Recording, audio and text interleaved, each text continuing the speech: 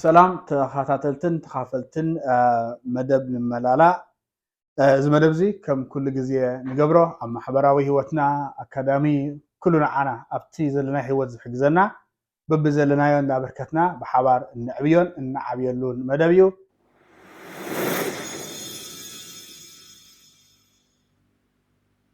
لومي أبكتما تورورو إنا زلنا حونا أبيل مسانا الله أبيل كما وعلك سلام مداه ما وعلك ميكنيها أملاها مسجن مودة ورحي علونا سلاسان حدن مقابيت هالو تورنتو بزوانزي كما عين كلمات هالو تورنتو دزبن كم زوانزي زحلي خون زقبوه ويكأنا بقرب زحلي قهن كله جن زحلي كسمعنا نيرو جن دحني زلو زمسل لزبن بزح قرية نبرن برد بزحي نبرن زي صبوا يزلو سلازي صبوقات قبيلاتنا احنا صبوق انجاي جيرنا علونا نايلومي مدب نملالا كم دق حالا عادي ويدما كم immigrants أبز عاد أبن مسألو أبن جبرو ناي وحدة مسرح ويدما integration صلوه أو زلوا بدها أو نعوتلو ناتنا فلاد ما كم إرتاويان أو سي نعوت دينا نحمق دينا نفع دينا هذا كل ناسي أنت عين تشالنجر يكهون جنتا يسلكات حطو قفيه سي تشالنج سالو كابو توصالو መንገድታት ካአሎ ማለት እዩ ምክንያቱ ብዙሓት ዕውታት ሰባት ትርኢኻ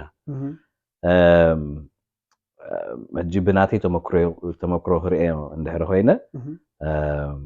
ኣነ ካብቲ ዝመጻ ኩሉ ግዜ ጀሚሩ ናይ ነገር እቲ ግዜ ተቀያየራ እዩ ጀብዛዕዲ ቁልጥፍ ነገር ኢኻ ማለት ምቅያር ካውናውሲ ኩላትና በቀረባ ነሪኦ ቅድሚ ኮቪድ ድሕሪ ኮቪድ ኣሎ ዋላ ቅድሚኡን ከምኡ ሕጂ እቲ ቻሌንጅስ ካ ምስኡ ስታይ ይኾን ማለት ሕጂ በዓል ንሕና ነፅሆ ለና ብዛዕዲ ኣዘ ኒው ካመር ስራሕ ገለ ክደሊ ከለኻ ንኣብነት ማለት እየ ዋላ ድራይቪንግ ላይሰንስ ይሃለኻ ዋላ ገለ ይሃለኻ ሲ ኡበር ክትዝውር ኣይትኽእልን ገለገለ እዞም ሕጂ ዝመፁ ዘለዎ ግን ኣትሊስት ድራይቪንግ ላይሰንስ ናቶም ክስታይ ገይሮም ኡበር ክዝውሩ ክእሉ ገለ ብቐሊሉ ማለት እዩ ሕጂ እንታይ ክብለካ ደለ እቲ ዕድላትን እቲ ብድሆታትን ኣብ በበይኑ ግዜ በበይኑ ዝኾነ ክስታያት ኣለዎ ማለት እዩ ስለስ ግዜ ናትፅልዋ ኣለዎ ማለት እዩ ግዜ ኩነታት ማለት ሲ ኢንቫይሮንመንታል ፋክተርስ ከባቢያዊ ነገራት ሲ ዝፀልውካ ነገራት ኣሎ ነቲ ሰብ ማለት እዩ ሰብ ኩሉ ሻ as immigrant ብነፍሱ ብድሆ እዩ by definition it's a challenge ግን ምስኡሃት external factors ኣሎ ተኸባቢ እንታይ ይመስል ዘለዎ ኩነታት ንኣብነት ብብዝሒ ኢሚግራንትስ እንድሕር ኣለዎ ሰባት መፅእ ከለኻ ምስኣቶም ክትወዳደር ከምዚ ሕጂ ንሪኦ ዘለና ሕጂ ንኣብነት ብዙሕ ሰብ ፅገም ይሽገር ኒው ካመርስ ይዛረብ ዘለኹ ብፍላይ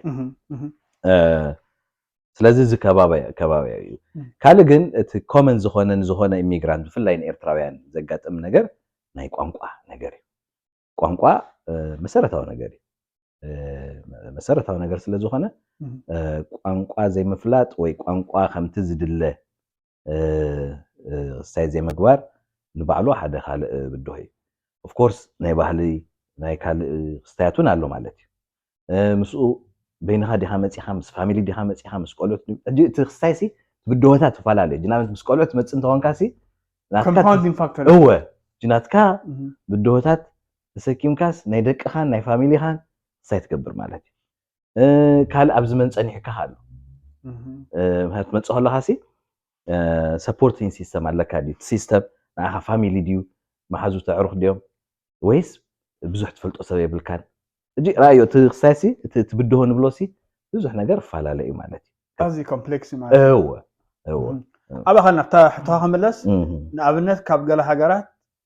ብኢኮኖሚክ ማይግሬሽን ዝመፁ ኣለዉ ገሊኦም ክሰርሑ ዝመፁ ኣለዉ ገሊኦም ክመሃሩ ዝመፁ ኣለዉ ንክምለሱ ንዓዶም መደብ ገይሮም መፁ ሕጂ እዚኦም ብዙሕ ኦፕሽንስ ሒዞም መፅኦም ኣባና ግና ክስደት ከለኻ ኦፕሽን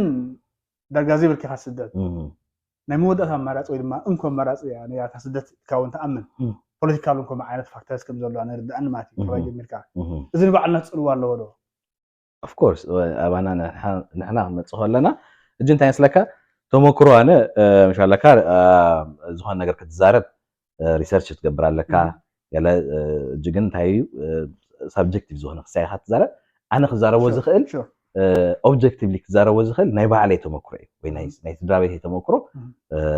بوضع أو نتوي objectively كزارة بخيلي نايكال سبجن سايت تقبر على كا وهي توسي ساينس هم إنه صح الله يا جي نحنا هنمت خلنا أول أنا ناتي رديت انتايو تسفاس لازم سألنا إن نوت زلنا جبزو حينات تخسايون تماغنيتيود فالالي تسبيكترم فالالي تسب زوت قلو سيف فالالي جنابنا قال يسب مالتسي نابنا مبزحتهم زوم عبيتنا ابنت كال فاكتورز ونا لهم قد لكم سلازي لوط من سين دحركون كاغن فلاي بزنادنا ማለት ሰራሕተኛ ተማሃራ ይገለገለ እንደርኮንካ ኣነ ከም ዝርዳእኒ ናተይውን ኣብነታት ክበካ ክእለ ተስፋ ምስኣን ይዘውፅኣካ ማለት እንታይ ማለት እዩ ኣብዚስ መፅስ ናብራይ ከም ማሕሽ ክእለ ሰላም ክነብር ክእለ ቀሲና ክነብር ክእለ ዝብል ነገር እዩ ሕጂ ካብቶም መብዛሕቶም ኣብዛ ዓድን ኣብነት ኣሎ ከም ዝበልካዮም ሰሪሖም ምለሱ ማለት ሲ ገለ 2 ዓመት ሰሪሖም 1 ዓመት ወላ 5 ዓመት ሰሪሖም ንዓዶም ምለሱ قاليهم تماهيرهم من لسو نحنا نكون أيقونا so far hopefully المسأي هون جن كسب حجي كوم عينت كستات يبلنا ولا توم كدمينا استسددوا مو أبزنابور 3 4 عمت نالبت ماكسيموم 5 عمت زجابور 5 عمت كوان سجى حجة جات أمانن جن ولا أنت زجابور أنت لوسي 5 عمت رايت يا هذا سي الساعة ريحة بس ساعات عدونكم لوسي زجابور نحنا توسيخنا يوم حجي كلها ناس سدتنيات بيننا لنا እዚ ናይ መምላስ ገለገለ ዓይነት ነገር ክስታይ ኮን ስለዚ ትዝበለፀ ነገር ከመይ ጌርካ ኣብዛ ዓድስ ኢንተግሬት ትገብር ዝዓድናዩ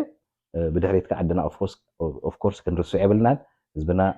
ክንርሱ ይብልናን ባህልና ክንርሱ ይብልናን መጻጻና ታሪኽና ክንርሱ ይብልናን at the same time ከ ኣብዛ ዓዲ ከ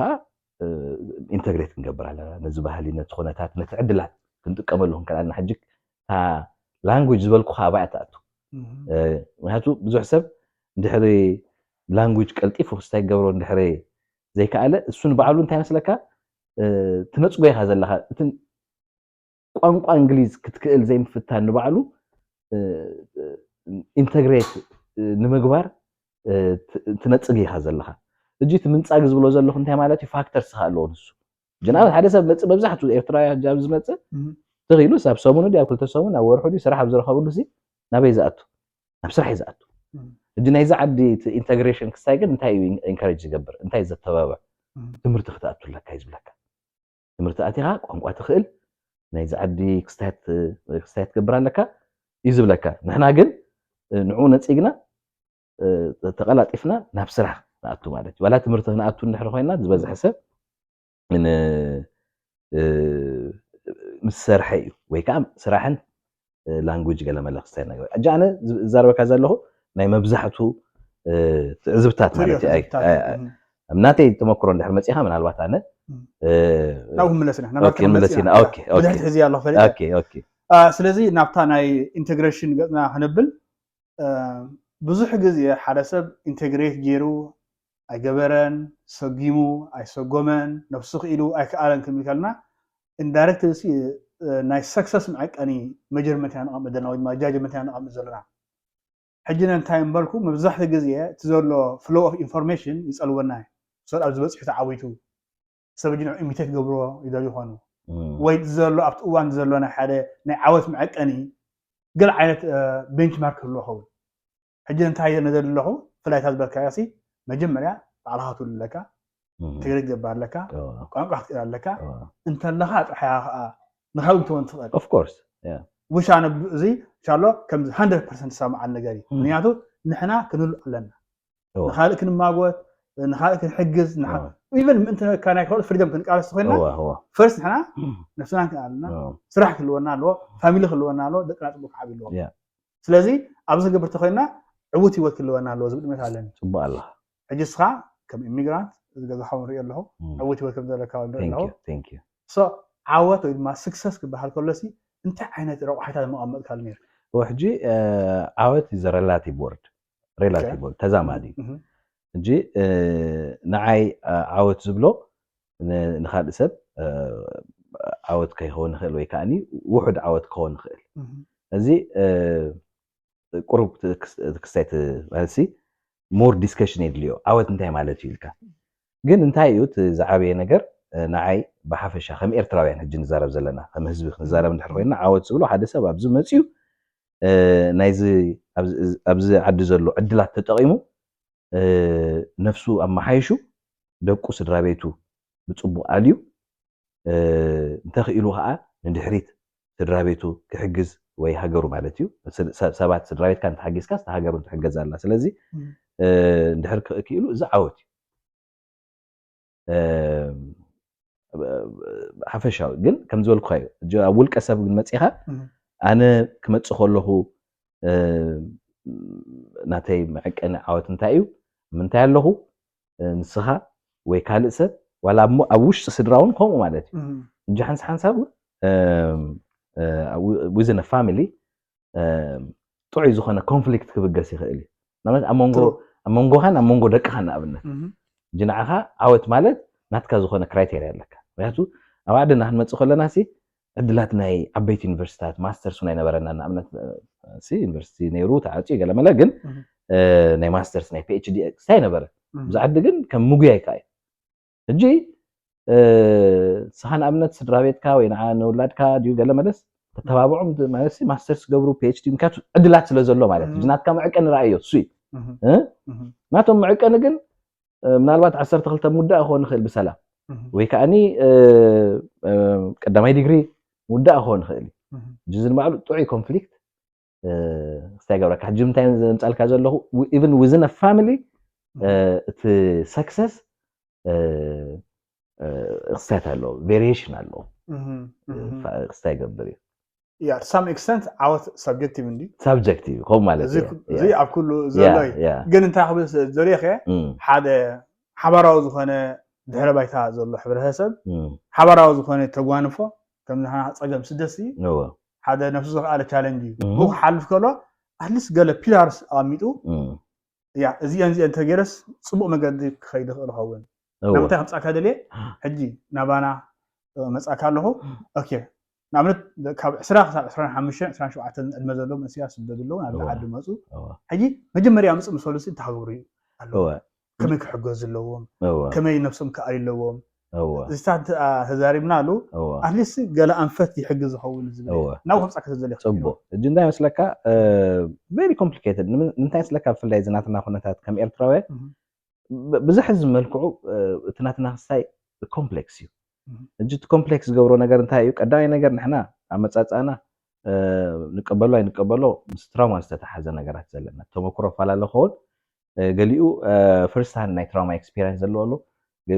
ገሊኡ ናይ ሰከንድ ሃንድ ትራውማ ኤክስፒሪየንስ ዘለዎ ኣሎ እጅ ትራውማ ማለት ሲ ገሊኡ ኣብ ኩናት ዝተሳተፈ ኣብዚ ዓዲሲ ኣንቲ ኣፍጋኒስታን ከይዶም መፅኦም ገለ ፒቲኤስዲ ገለብሉኻ ነው يا نو حقومهم يا اب عندنا ግን ክንደይ ኩናት ተሳቲፉ ክንደይ ሰብ ቀቢሩ ክንደይ ኣብ ነፍሱ ንባዕሉ ስታይ ዝገበሮ ወይ ከዓ ፋሚሊዩ ዋላ ንሱ ኣይኺድ ዋላ ኣብ ኩናት ኣይሳተፍሲ ብነፍሱ በሳዋ መሕላፍ ንባዕሉ ወይ ከዓኒ ፋሚሊ ሜምበርስ ናቱ ስታይ እንድሕር ኮይኖም ወይ ገለ ተሰዊእካ ካብ ኣሕዋትካ ራእዩ እዚ ንባዕሉ ትራውማ እዩ እንጂ እዚ ሓደ ትራውማ ካልኣይ ወፃፃና النفس وكفنا ناتي يجدد نالكاس هل خا تسمع خلخاس كباها زجدد كال انا زر ستور اي كاوها قال انا دا وصاصاي كم زغلغلب لكانو بزي تسحيته بزي خصتا كوين اندز تاثير او بسودان فتينا نيره دحرا بايثيوبيا خا خصتا كوين نيغلمل او بايثيوبيا خا مليسو من راي مو تخصي اجي ناب غوربيت هاجر نختوص نختسدد زنبره تراوما سايكوينوها راشيدا ጨውኻ አበረኻ በዓል ሜዲትራኒያን ራይ ሞትክሰይ ብድሕሪኡ ዝናይ ባሕሪ ኩነታት ንባዕሉ ብፍላይ ነዞም ኤውሮጳ ዘለዎ ቀሊል ነገር ኣይኮነን it's unbelievable by the way ንሱስ ኣደነ ዋላ ብናይ ሳይንስ ዓሙን ዝብፅሕ ይስማዕካ ያ ሱከ ይዝለካ እጂ ቬሪ ኮም እጂ ንቀበሉ ኣይንቀበሉ ሓንሳብ ሰፕሬስ ትገብሩ ኢኻ ነቲ ትራውማ ብዝተፈላለየ ምክንያት ማለት እዩ ወይ አክኖሎጂ ክትገብሩ አይተደልን ገለመለ እምበር ቀሊል ነገር አይኮነን ስለዚ በዚ ሁሉ ሓሊፍና ምስ መጻና ሕጂ ረአዮ ካብ ካልእ ኦሬዲ ተፈሊና ኣለና ከማን ዓይነት ኤክስፒሪየንስ ከምዚ ዝሕለፉ ውሕዳት እዮም ጃብ ገለ ግዜ ንኣብነት ሲሪየንስ ገለ ንርኢ ነርና ኣብ ገለ ግዜ ገለ በር ከማን ዓይነት በተደጋ ከም ህዝብ ማለት ነዊሕ ግዜ ከምኡ ዝፀነ ኮሌክቲቭ ኤንድ ኢንዲቪጁዋል ትራውማ ዘለና ክሳይሲ እዚ ንባዕሉ ገና ቅድሚ ኣብዚ ዓዲ ምፃኻ ንባዕሉ ካብ ካልእ ኢሚግራንት ከማን ንፈልየካ እንደና ኣብዚ መፂኻ ከዓ ታሎ ኤክስፔክቴሽን አለ ኤክስፔክቴሽን ማለት እንታይ ማለት እዩ ካብ ንነፍስኻ ዘለካ ኤክስፔክቴሽን ተዓወድ ዝበልካዮ ናብኡ ከዓ ትኽእል ካልእ እቲ ኤክስፔክቴሽን ናይ ብድሕሪት ዝገደፍካዮም ስድራ ቤት መብዛሕትኡ ሰብ ሕጂ ዋላ the right way ዝም ምዃኑ እናፈለጠ ናይ ግድን ኣብ ዘይፈትዎ ስራሕ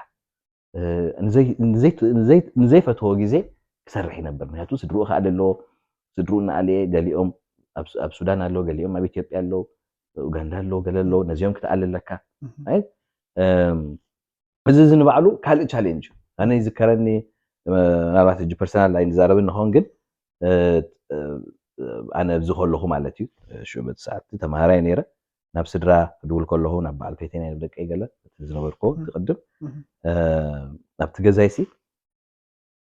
ናይ ቴሌፎን ካርድ ነይሩ ምልኡ ናይ ቴሌፎን ካርድ እንጂ ሓደ መምሃርተይ ብጣዕሚ ይገርሞ ነይሩ ዝኹሉ ቴሌፎን ካርድ ሲ እንታይ ትላገጥ ዲሃ ዘለካ ገለ ብለካ ገንዘብ እጂ እንታይ ማለት ይመስለካ ናትና ፍልይ ዝበለ እዩ ትኽስተይ ብዙሓት ኣይርድኦምን እዩ ዋላ ኤክስፕሌን ጌርካሎም ገለ መለሲ ኣይርድኦምን እዩ ንሕና ንሕልፎን ዘሕለፍናዮን ፀገማት እጂ እዚ ከምተራ ከማንም ኣብዚ ዓዲ ዘሎ ናይጀርያዊ በሎ ገለ በሎ ሱዳናዊ በሎ ዋላ ህንዲ በሎ ዘሎ ኢሚግራንት ገና ኣብ ናቶም ደረጃ ከይበፅሕካ ማለት እንደን ብድሕሪኡ ከማንም ኢሚግራንት ኮንካን ተሪኻያኻ ስቲል ከምኣቶም ከዓ different layer of ክስታይ ትገብር ማለት እዩ እጂ ካልኦት ካብ በዓል ናይጀርያ ኢለካ ንኣብነት ወይ ካልኦት ሃገራት ገለመለ ዋላ ህንዲ ዝፅቡቕ ነገር ሪኢኻ እንግሊሽ ኣብቲ ስርዓተ ትምህርትናቶም ብስፖክን ደረጃ እዮም ክስታይ ዝገብሮ ጃባና ብዛሕትኡ ብሪትን ብገለመለ እዩ ብፍላይ ዳሕራይ ምስ ትምህርቲ ምድኻሙ ገለመለሲ እጂ 12 ወዲእ ዝብለካሲ ክስታይ ኢኖ እጅቶም ካልኦት ግን ኣትሊስት እንግሊሽ ኣክሰንት ህልዎም ገለ ህልዎም ኣትሊስት ኣድቫንቴጅ ኣለዎ ናትና ሰብ ኣድቫንቴጅ ይብሉ ኣትኪሉ ከይመሃር ከዓ ነዊሕ ግዜ ዝበልናዮ ኩሉ ኮምፕሌክስ ዝኾነ ፀገማት ኣሎ ራይት እጂ እዚ ንባዕሉ ንነዊሕ ግዜ ዝኸይድ ስምብራት ይገድፈሉ ማለት እዩ ምክንያቱ ኣብ ዘይደልዩ ስራሕ ከኣቱ እዩ ነዊሕ ግዜ ክሰርሕ እዩ እንደን ሰሪሑ ብድሕሪት ስድራ ክስታይ ይገብር ኣሎ ከምቲ ዝድለ ሴቭ ኣይገብርን ወይ ከዓ ፍራስትሬት ይገብር ኣብ ዘይተደልየ ናይ ጥዕናን ናይ ስነ ኣእምሮን ፀገማት ኣቱ ኩሉ ኣይመልኣሉን ገለመለ ኩሉ እዚ ካለ ሃይሹስ ኣለና ናይ ባህሊ ፀገሙን ኣለና ባህልና ሓንሳብ ምስ ፅቡቕ ባህሊ ብዙሕ ዘለና ገሊኡ ግን ኣዕናዊ ምክንያቱ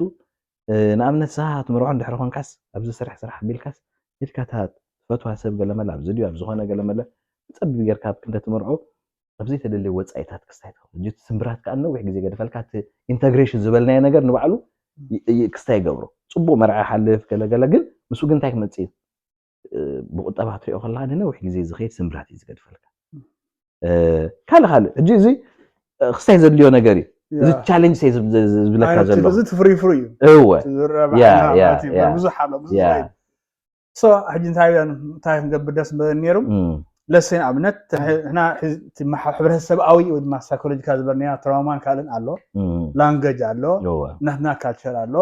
ከም ኢሚግራንት ከዓ ነፍሱ ዝኣፅገም ኣሎ እዚ ብዙሕ ሕጂ እዚ ኩሉ ብዙሕ መደባት ክገብረሉ ትኽእል ኢኻ ኣነ ምንታይ ሕጂ ከተክር ምደልያኹ እዚ ኩሉ ከም ዘለና ጌርና ማሓዞ ስለዚ ነዞም ብከምዚ ዓዲ መፁ ዘለው ኣሕዋትና ኣሓትና ኣብዚ ቦታ እዚ ኮይና ከመይ ጌርና እንተተሓጋገዝና ወይ ከመይ ጌርና እንተሓገዝናዮም ሲ ቀልጢፎም ክዕወተሉ ይኽእሉ ንኣብነት ኣነ ስለ መፃኒ ብርእሰይ ሓሳብ እዚ ኮሚኒቲ ቢልዲንግ ተንገብር ኮሚኒቲ ሃንፅ ነርና ምክንያቱ ናይ ገለገለ ሃገራት ሪኦ ኣለኹ ፅቡቅ ዝኾነ ኮሚኒቲ ዝሃነፁ እቲ ኮሚኒቲ ከዓ ቫይብራንት ኮሚኒቲ ሓቂ ዝርዳእ ሂወት ዘለዎ ፖለቲካ ሪሊጅስ ኣፊሊዬሽን ዘይብሉ ሓቂ ናይ ሰብ ኮሚኒቲ ከም ብዝሒ ብዙሓት ኢና ዘለና رئيو معات السرون فعدهم رئيو نيري ما قلنا درجة عدنا هذا هو أبنو سكر بيج بيلدين بزحات الله يا إذا بزر هزبي نبحكي أول تملسو حاو حافت خوينو حواتو بس حواتو خوينو كعبي كهنس يخير يلوز بالمثال لوني منطقة إزي أخن قبل نخيل له أبزي أتفكرنا على خنزارة مدري خنيري كما جيرنا حدا نيوترال human and vibrant community معنا دايو أنا وين شير قبرك يكالي but it's going to be very challenging سلامتك استاجو يكاليو I'm optimistic ግን تهيوتنا كم إيرتراوية ولا مزخون سب مهيتو السوس لزخون نابرانا يزبلك هذا الله 10 دقائق تزاربك أنا من تأتو محبراوي هيوتنا سي أبعد زلوا خناتاتي already دهر 10 دقائق كلتا سبات وي 10 تنتهينا حمشت already كستاك خوني ببينو جنافر ماسك أي سما معني بحثي الجزء نبعلو عابي تصعب كم كوميونيتي غينا عبي مالتي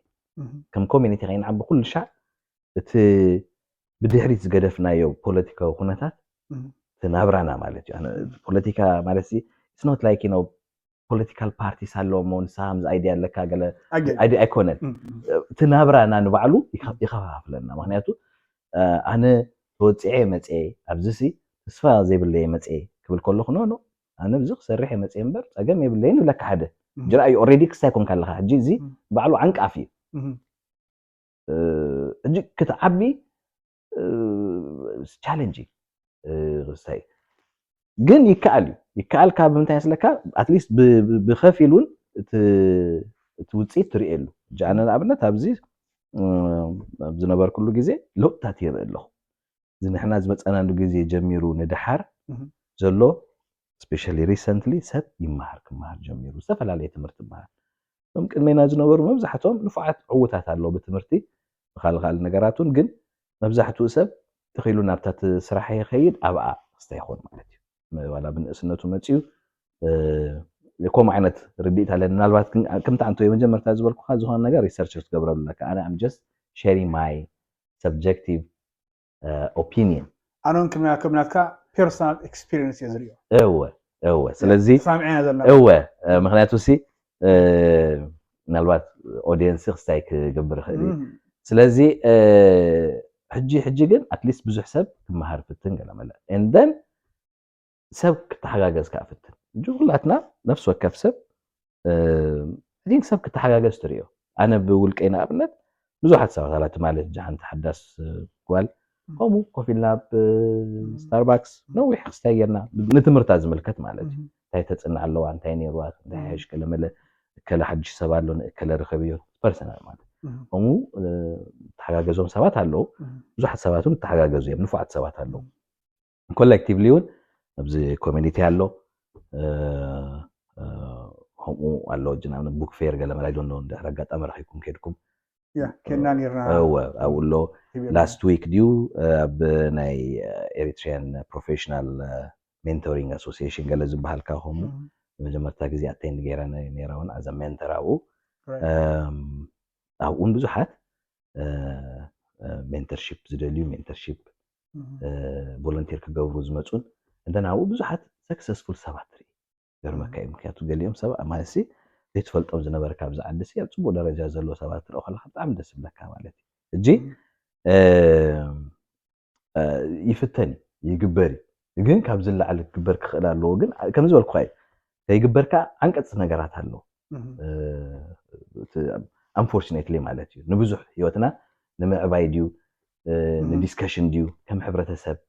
ክስታይ ከንገብር ዝዕንቅፀና ዝብድሕሪት خستاي زغبرنا نغرات شنو زين فلطحنا well I can mention it but I don't want to go to that extreme تحت ابا خلها منتاي تبلي دليه تمزحتو ولدو تفرع كمهار كولت زمزخل سيوص الله هو ابو تحبز خوين زلو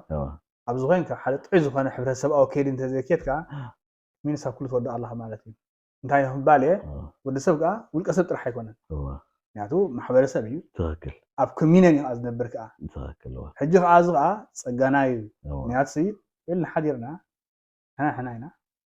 حولنا برودكتيف ايكون تحت حتى هو او انت احنا حمقنا زلنا نروح المصري بنا بس الدليل حجسي ابز مور تسرحلو انا كمزي ان شاء الله كمزي فاميلي بيليفز غبرزي كوميونيتي كنهانس علونا يزام انت زي هانسنا غنا معانا حواتنا دقنا ينا زي نخون زلنا تذكر نياتسي كوما عينت كوميونيتي زهانصو كم تعوتوا بزح ري الله لا بامريكا إذا سوى هذا حساب صغير الزارب الله زلوا هو ماذا زي ما حساب أخذ وقت بالله لا بتعمل صبو زي كجبر زلوا يو أنا actually اللي بيت extreme هيدا أنا خبط زبل كيا أنا نحن as a community survival استينا زلنا كند بقصرنا مالتي نتأنتنا زلنا تأنيتنا هنا حجي أنا actually again I don't want to mention here but أنا تيزخون خسات علني أنا جينوسايدون تخيلنا زبل كستاي زلني قصر لني مالتي أتنعيو بتخستاي ما كنا كان بيننا كان تخيل الهوني هو حجنا من تايس لك منشن تقبرو زلها سايز قبرو زلهو سبب زمنسيو as a community تنافعنا نحنا collectively benefit نقبرينا زبل امنت سلازل انت زي كون نتأفينا already تأفينا هنا already أبز حلف 33 عامتي قليل زي كونه already هذا generation disrupted كوينو له إذا ناتنا generation إذا تريو زلا هذا disrupted يزلو natural كستايو تسيرو يزلو هجي كم community أبز متينا بسدت كنفع كنعبي it's a matter of survival as a community هجي community قبل كله هو جن community كقوم مجمرته والكسب كقوم الله ያቱ ውልቀሰብ ከይቆመ ኮሚኒቲ አይቆምን right እዚ ሓፋሽ ክዕወት መጀመርታ ውልቀሰብ ክዕወት ኣሎ እና ናይ ግድን እዩ ናብነት ፋሚሊ ክዕወት እንድሕር ኮይኑ ነፍስ ወከፍ ኣብ ዝገዛ ዘሎ ሰብ ክዕወት ክኽእል ኣለዎ ፋሚሊ ተዓዊቱ ይባሃል right ወይ እንደ ኣከለ ተዓዊቶም ይባሃል ቶሮንቶ ተዓዊቱ ዝብል ኮላሃ ቶሮንቶ ክስታይ ኣይኮነን ውልቀሰብ ከም ዝዕወት እንድሕር ጌርካዮ essential factor ናይ ሓደ community ውልቀሰብ exactly ፋሚሊ ድሓር ሕዝቢ እወ ስለዚህ ንሕና ናይ ግድን ኢና ክንዕወት ኣለና whatever ትምዕቀነት ናይ ዓወት ንብሎ ዘ ክንዕወት ኣለና እንተ ዘይኮነ ንጠፊና already እንታይ መስለካ ንጠፊና ሁለካ ከሎ as a community already ደቅና ወይ ኣብ ዘሎ ሕብረተሰብ ምስ ካልእ assimilate እናኾኑ ገለመለ in 50 years እንታይ ዓይነት ህዝቢና ክንኮን I'm not sure